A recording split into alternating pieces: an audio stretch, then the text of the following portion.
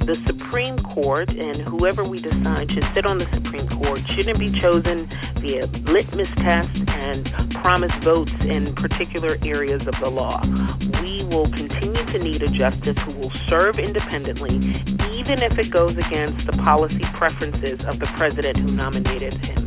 And I think as we continue to watch, we have to ask whether or not Judge Gorsuch can truly be the independent justice that the American people are expecting and whether or not the American people deserve. I hope he's given the same threshold that Justice Sotomayor and Justice Kagan did. Neither of them was filibustered. I think we've seen a very, disjointed response from the Democrats. Some are saying let's filibuster him and, frankly, anyone that President Trump puts up for the next 48 years. Some are saying he deserves a hearing and he deserves an up or down vote. I think at the end of the day, we'll see him get that up or down vote. Welcome to the award-winning podcast, Lawyer to Lawyer, with J. Craig Williams and Robert Ambrogi, bringing you the latest legal news and observations with the leading experts in the legal profession. You're listening to Legal Talk Network.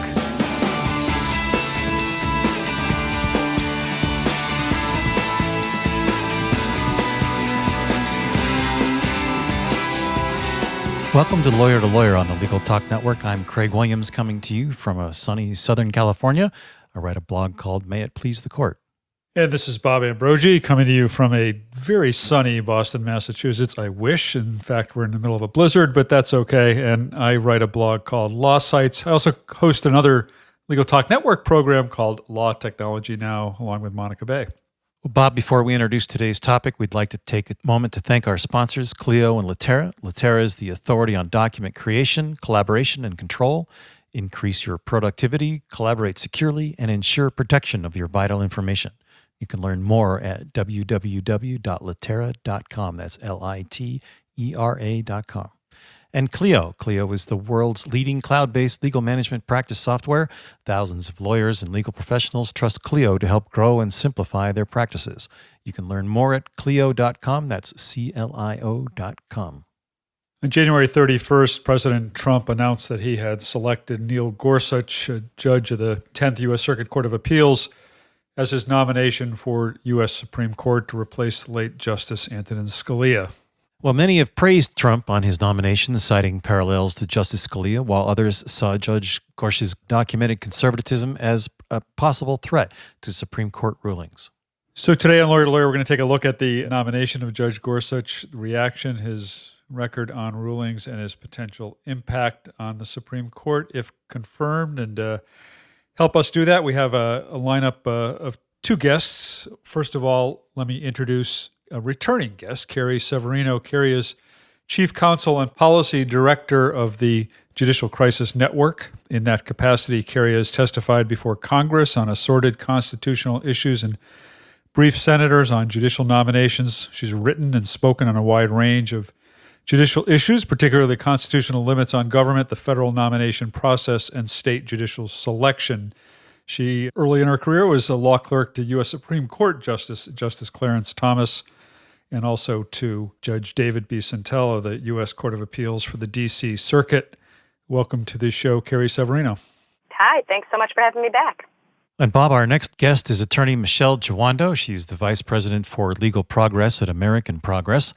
Previously, Michele served as the General Counsel and Senior Advisor to Senator Kirsten Gillibrand, a Democrat from New York, where she was responsible for a wide-ranging portfolio of policy issues pertaining to the federal judiciary and nominations. As a member of Senator Gillibrand's senior staff, she was responsible for leading some of the office's landmark work, including the passage of the 9/11 health bill, the repeal of Don't Ask, Don't Tell, or DADT, the confirmation of Supreme Court Justice Sonia Sotomayor and Justice Elena Kagan, and Senator Gillibrand's trailblazing work on the military and campus sexual assault. Welcome to the show, Michele. Thank you so much for having me.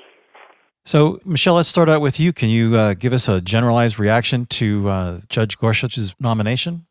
Yeah, Well, I always think it's important to put this nomination in context of where we are with the Trump administration. In the very early days of the administration, we've seen memos that could potentially reopen and authorize torture.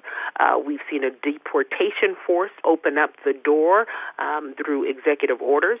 We've seen an executive order currently being challenged that would ban Muslims and refugees. We've seen the firing of the acting attorney general and possible violations of the Constitution's emoluments clause while allowing his senior advisor to replace others on his national security team. And I think what that tells us is that this administration has made very clear that there is a type of agenda that they are putting forth.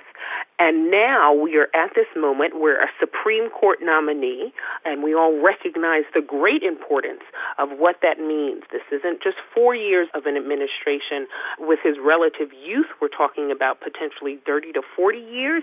It is incredibly important that we have an independent and sensible check to this type of administration and making sure that this nominee reflects our broad American constitutional values.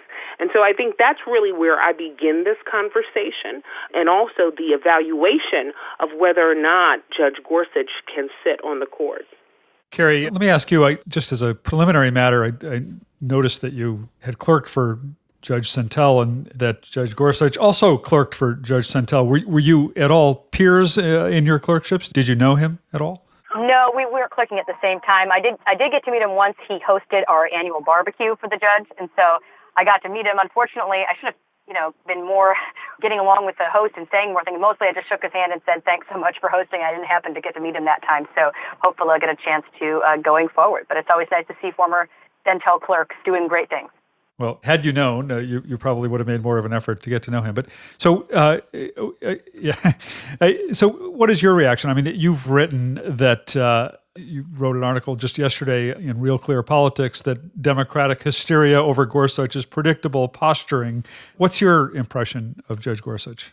Well, couldn't have been more thrilled with the choice. I think he's brilliant. His academic career is without compare, and he has such a great record on the court. He's been on the Court of Appeals for more than a decade, has people who respect him so well from both sides of the aisle. He actually has a very high rate of unanimous opinions. He gets along well with his colleagues, and I think he's just someone that is very, very difficult to find any kind of fault with. He's been very explicit about wanting to put politics aside and look at the law as it's written. That's why you have people like Neil Katyal, President Obama's former acting Solicitor General, a very qualified but liberal lawyer who says this is someone that liberals should support. There was a recent Yale law professor, same thing, saying this is someone that liberals should say there's no one better you're going to find in the court that's willing to stand up for the Constitution and the separation of powers in particular. I think that's why Democrats just want to change the subject. You hear a lot of talk about people complaining about things that President Trump has done, but he's not the one being appointed to the Supreme Court. In 4 to 8 years, you won't have to worry about that anymore. Gorsuch is, and I think that Michele is quite correct there. He's someone who'll be there for life. And so we should look at him closely, but you can't try to just change the subject and complain about things that aren't related at all to his own record. Let's talk about his record, which I think is excellent and really stands on its own. Well, let's talk about his record. Michele, you wrote that you feel that Judge Gorsuch is way out of step with the values and views of the American people. What is it about his record that makes you say that? Listen, President Trump made very clear that there was a litmus test for determining who his Supreme Court nominee. When he outsourced this election, he made very clear that the next nominee would need to be ready to overturn Roe versus Wade or expand gun rights. But we know that Supreme Court justices should never be chosen via a litmus test. The appropriate measure for any Supreme Court justice is whether they can faithfully apply the history and the entire text of the Constitution, not just some, and recognizing the very transformative nature of the amendments and the interests of everyone in this country. So when I think about the record of Judge Gorsuch, there are a few things that stand out. Whether or not there is this pattern of hostility on issues around women's access to health care. Many recall that in his 2013 ruling in Hobby Hobby Lobby, Judge Gorsuch really helped to continue the conversation about corporate personhood and extended that frame to include religious freedoms and religious protections. I mean, he has made clear with that decision that corporations are people, and in addition, closely held corporations even have religious belief under the Religious Freedom and Restoration Act. And I think most Americans don't actually believe that. Now, yes, the Supreme Court later agreed with Judge Gorsuch's views, but that's not quite surprising from a very conservative, pro-business Roberts court. But at the time of that decision, one of the dissenting judges noted that that ruling was unprecedented. In fact, she quoted, "The decision of a female employee as to which contraceptive, drug, or device to use remains a private matter of individual choice." And I think most Americans would agree with that. Carrie, how do you take a look at that? How do you respond to the Democrats' allegation about the stolen seat of Merrick Garland? Yeah, well, let me just quick respond a little bit to the allegations about Hobby Lobby being about something having to do with his hostility to women's rights. I don't think Gorsuch has any opposition to contraception that I know about. And I think his decision was based entirely in the law, which, as Michele pointed out, 5 of the 9 justices in the Supreme Court agreed with. That was upheld. It's simply, if you don't like the way the law defines personhood, for example, that's certainly something you can change, but that's not something a judge has the ability to change. His commitment to religious freedom is something that crosses a lot of barriers. For example, there's a Yellow Bear case, I believe it's called. He stood up for the rights of a convicted felon who had brutally murdered his own child. I mean, a really, really bad guy, right? He wasn't because he loves convicted felons or child murderers. It's because he knew this guy, in this case it was a Native American religion, that he had the right to access a sweat lodge. This isn't something where he made the decision because he agrees with, in that case, the owners of Hobby Lobby on their particular religious beliefs. He realizes that that's something that the Religious Freedom Restoration Act actually supports. To go to the stolen seat allegations, this seat doesn't belong to the Democrats, doesn't belong to President Obama, it doesn't belong to Merrick Garland. It belongs to the American people. This is a seat on the United States Supreme Court. The Constitution lays out very clearly how those seats are to be filled, and that's by nomination with the president, confirmation with the advice and consent in the Senate. And the Senate has lots of ways they can choose to give or withhold that advice and consent. There was a lot of people claiming it's unconstitutional not to hold a hearing or not to hold a vote. That's simply false. 2/3 of the nominations that have been rejected historically, it's been done so without giving them a vote. They're simply not acting on the nomination. So it's something that is clearly constitutional. The Washington Post fact checker qualified that. And that's what the Republicans were saying at the time is, let's wait for the outcome of the election. Remember, that was back when everyone was pretty sure the Republicans were going to lose that election. So this wasn't a gambit saying, oh, good, now a Republican can replace the seat. No, this was saying, give the American people a voice. It turned out the American people chose differently than everyone thought at the end of October even they would. They said they wanted Donald Trump to fill that seat. So now here we are in a similar situation to where Obama was the beginning of his presidency, slightly farther in, of course, where he had Justice Sotomayor as a replacement on the Supreme Court for Justice Souter. That wasn't one that the Republicans said, no, we don't like this guy. We're going to block everyone who's going to put up. Neither did they do that for Justice Kagan. They gave both of those candidates hearings and an up or down vote. There was no attempt to filibuster them. I simply think the Democrats ought to offer the same courtesy to Judge Gorsuch.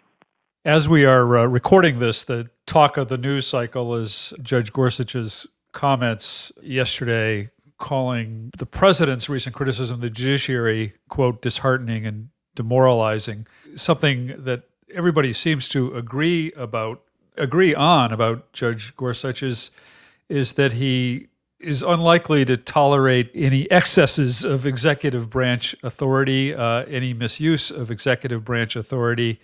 Michele, I'm just wondering, does that make you feel any better? Are you any more welcoming of the potential of Judge Gorsuch on the Supreme Court, given what's happened over the last couple of days? Well, I definitely want to respond to that, but I first must raise and bring up kind of the unprecedented moment that we found ourselves in last year with Chief Judge Merrick Garland. You know, this was the first time in history we saw members of the Senate, Republican members of the Senate, who didn't have the decency to meet with the most what many considered the most experienced, moderate nominee. He was not beloved across the progressive community. He was someone who was often seen as in some ways, an olive branch to Republicans in the Senate. And remember, this opening occurred in February of 2016. Many people say, this was an election year. Yes, and history tells us that appointments and confirmations of Supreme Court justices, even in recent history with Justice Kennedy, have happened. So I think it's important to kind of recognize that, to recognize the kind of level of disrespect that many people felt that Merrick Garland experienced through that process, and someone who I think people on both sides of the aisle talked about what type of person and what type of judge he would be. And I think there are many Democrats who are still smarting from dealing with that process and are right now are kind of pushing back on kind of the speed that we see occurring with this nominee, especially after a year of not moving forward on Merrick Garland. So I had to make sure that I mention that as we continue the conversation. Earlier this week, Roger Stone, who is one of President Trump's advisors, said that if Trump is going to be a transformational president, not a transitional president, he needs a supportive court, not a conservative court and not a right-wing court, a Trump court. I think those words are incredibly dangerous. And I think Carrie is right that we can't put our beliefs on who should be on the court or the seat belonging to anyone. It is the people's court. And so I think where you find concern about Judge Gorsuch is whether or not he has the independence to reject such a dangerous agenda. Will he just be a rubber stamp for this administration, or will he move the Supreme Court in manners that are as extreme as we've seen over the past few weeks? And that is a sentiment. Don't you think his record shows that he does have the backbone to reject overstepping by the administration? Well, I don't think that. Quite frankly, let's give an example. So there's this Riddle versus Hickenlooper case, and where Judge Gorsuch joined a 10th Circuit panel in striking down what many considered an ill-advised Colorado statute that imposed lower campaign contribution limits on minor party candidates. Now, what's troubling about that opinion is that Judge Gorsuch, in a concurring opinion, suggested that making a political contribution was a fundamental right and that it should be afforded the highest form of constitutional protections, which many of your listeners are familiar with as knowing as strict scrutiny review. Now, listen, as the highest form of our constitutional protections, we usually reserve strict scrutiny for our most precious rights, whether we're talking about just free from discrimination on the basis of race or religion or the right to express an unpopular viewpoint. Sometimes the court doesn't even apply that level of restrictions on the right to vote itself. But in recent years, we've seen the Supreme Court kind of move in this direction of applying strict scrutiny to laws governing money in politics. And if the court were to follow that reasoning from Judge Gorsuch and apply strict scrutiny laws to laws governing our direct contributions to candidates, I think many people are concerned that the remaining protections that we have around money in politics would similarly fall. And to me, that is not in the mainstream view. That is an extreme view. That is a view that I think is out of step with the American people and is quite troubling about his record. Well, thank you, Michele. But before we move on to our next segment, we're going to take a quick break to hear a message from our sponsors. Documents are the currency of business. They represent you in every business interaction. Executives need to know what changes have occurred in documents, what metadata risks exist, and how to encrypt, share, and collaborate securely. Litera simplifies the document creation and collaboration process to protect you from risk and loss of reputation. Litera offers better solutions for document lifecycle management so you can focus on doing what really matters. www.litera.com.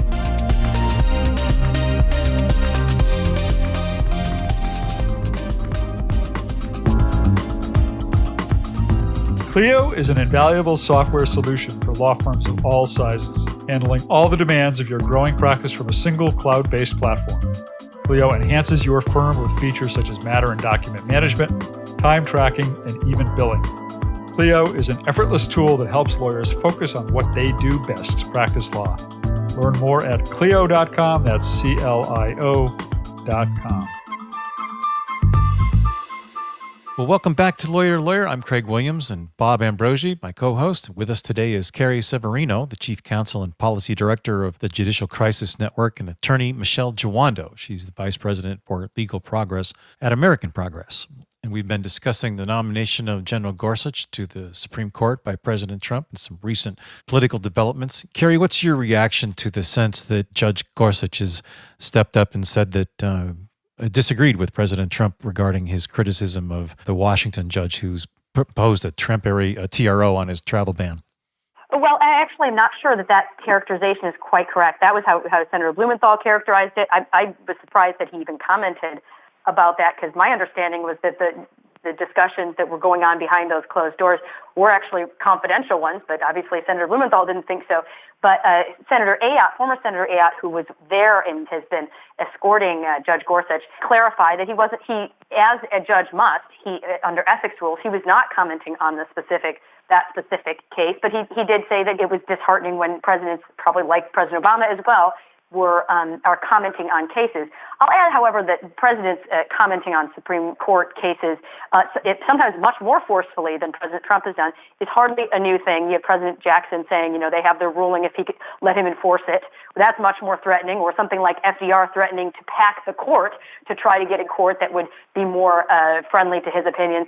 So there's a long history of people who are much, much more aggressive in their criticism, and I would say that President Obama's own remarks at the State of the Union address certainly fall into that category of something that was much more direct even than what President Trump has done. To quickly comment though on the First Amendment case that Michele commented, I just add that I think it's kind of strange to be surprised that someone would apply strict scrutiny to something that actually has serious First Amendment implications. That is, the right of free speech, and political speech is part of speech. I know there's obviously a lot of debate as to what extent the ability to fund your political speech is part of those free speech rights, but it's hardly something that is unusual or out of the mainstream in any way. There was a great piece in the Wall Street Journal recently summarizing some of the statistics on Judge Gorsuch. And it's shocking that anyone with numbers like these could be considered out of the mainstream. He has had 8 cases that he appealed up to the Supreme Court.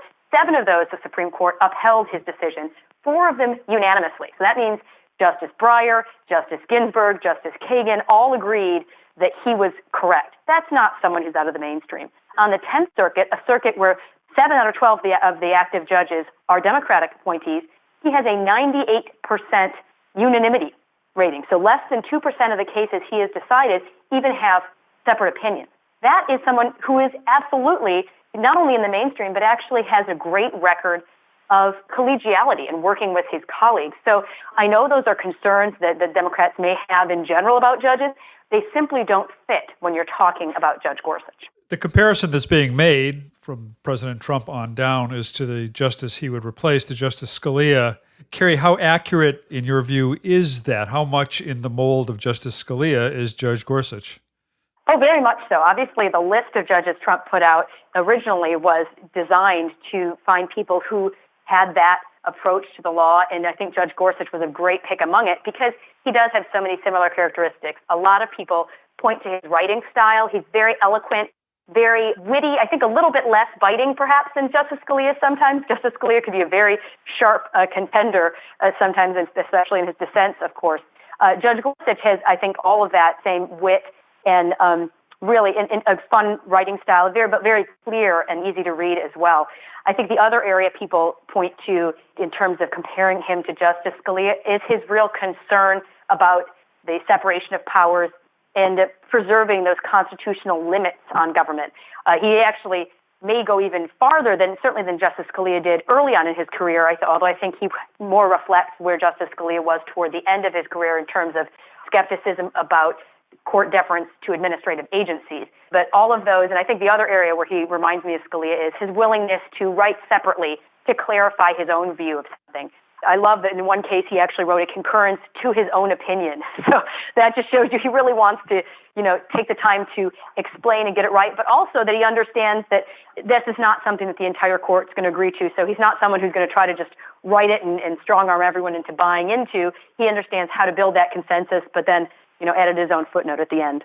So, Michele, let's take a look to the future here before we wrap things up. What do you think we're looking at in the future? How many more openings may occur in the next 4 years, and who do you see on the short list for those openings? Well, listen, I think the American people deserve a process as thorough and as unsparing as is possible, particularly in this kind of politically charged moment in history. At Judge Gorsuch hearings in 2006, he stated, precedent is something to be respected and honored, and it's unacceptable for a judge to try to impose his own personal views. Look, if that is true, then that would be a great thing. But I think from a number of initial reviews of the record, there's a question about whether or not he meets that same high standard set forth by even a Merrick Garland.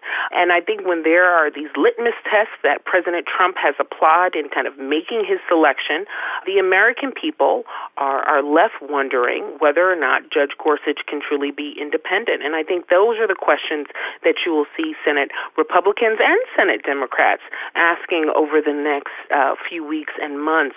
Look, you can never guess what will happen with the court, but I do think that this is a real pivotal moment because I have heard great things about Judge Gorsuch in terms of his collegiality and his relationship, and obviously as a former Kennedy clerk, there's a certain amount of kind of palace intrigue. Was he the selection so Justice Kennedy feels like he can retire and then open up another spot on the court? So I think, we will be having a number of these conversations, hopefully continue to be friendly, although on different sides of these issues in the months and weeks to come, because we are at such a crucial moment in the court. And I think the American people deserve to see these arguments played out. I think they deserve to hear these questions. And I think Democrats, as well as Republicans, should recognize that for each of President Obama's nominees, for Justice Sotomayor and Justice Kagan, there was a threshold of bipartisan support that both of their nominees were able to achieve, and I don't think that standard should be eliminated when it comes to consideration of this nominee, and that's incredibly important as we continue to move forward over the next weeks and months. Okay, well, it looks like we've just about reached the end of our programs. It's time to wrap up and invite our guests to share their final thoughts along with their contact information for our listeners. So, Carrie, let's turn it over to you. Yeah, so I am really excited to watch the confirmation hearings. I agree with Michele. It's going to be great to hear him because he is going to be very articulate, and it's going to be a delight to listen to. I hope he's given the same threshold that Justice Sotomayor and Justice Kagan did. Neither of them was filibustered. I think we've seen a very, disjointed response from the Democrats. Some are saying let's filibuster him and, frankly, anyone that President Trump puts up for the next 48 years. Some are saying he deserves a hearing and he deserves an up or down vote. I think at the end of the day, you will see him get that up or down vote. And I think he will continue to build a large base of bipartisan support. I hope so, because I think, turning this into just simply a partisan referendum on last November's election is the wrong response. This is about the Supreme Court. This isn't about whether or not the Democrats are happy with President Trump. If you want to hear more about what we're doing, we're at judicialnetwork.com. I tweet at JCN Severino, and we also have at Judicial Network on Twitter. And then we have a website, confirmgorsuch.com, that has a video and some information about the justice, but including not just his bio, but his legal background, some summary of those legal themes that he's done, as well as other resources on the judge. Great. Well, thank you very much. Michele? It has been a privilege to join you this afternoon. I think I'll start where I began, that the Supreme Court and whoever we decide should sit on the Supreme Court shouldn't be chosen via litmus tests and promise votes in particular areas of the law. We will continue to need a justice who will serve independently, even if it goes against the policy preferences of the president who nominated him. And I think as we continue to watch, we have to ask whether or not Judge Gorsuch can truly be the independent justice that the American people are expecting, and whether are not the American people deserve, particularly at this moment in history. You can find me on Twitter at Michele with one L, Jawando, Jawando. We also, the Center for American Progress, you can find us on Twitter, AMPROG, and our program, Why Courts Matter, somewhat of a civics lesson for the American people, I think, that continues to play out with each passing day more and more. We have additional information about our concerns about the judge's record and also ways for people to get involved, and you can go to whycourtsmatter.org or follow us on Twitter at whycourtsmatter. And thank you so much again for the invitation to join you today. Well, thank you very much. We really appreciated you taking the time to be with us today. We've been talking with Carrie Severino, Chief Counsel and Policy Director of the Judicial Crisis Network, and Attorney Michele Jawando, Vice President for Legal Progress at American Progress. And that brings us to the end of another episode of Lawyer to Lawyer. On behalf of everybody at the Legal Talk Network, thanks for listening. Join us next time for another great legal topic. When you want legal, think Lawyer to Lawyer. Thanks for listening to Lawyer, produced by the broadcast professionals at Legal Talk Network. Join J. Craig Williams and Robert Ambrogi for their next podcast covering the latest legal topic. Subscribe to the RSS feed on LegalTalkNetwork.com or in iTunes. The views expressed by the participants of this program are their own and do not represent the views of, nor are they endorsed by, Legal Talk Network, its officers, directors, employees, agents, representatives, shareholders, and subsidiaries. None of the content should be considered legal advice. As always, consult a lawyer.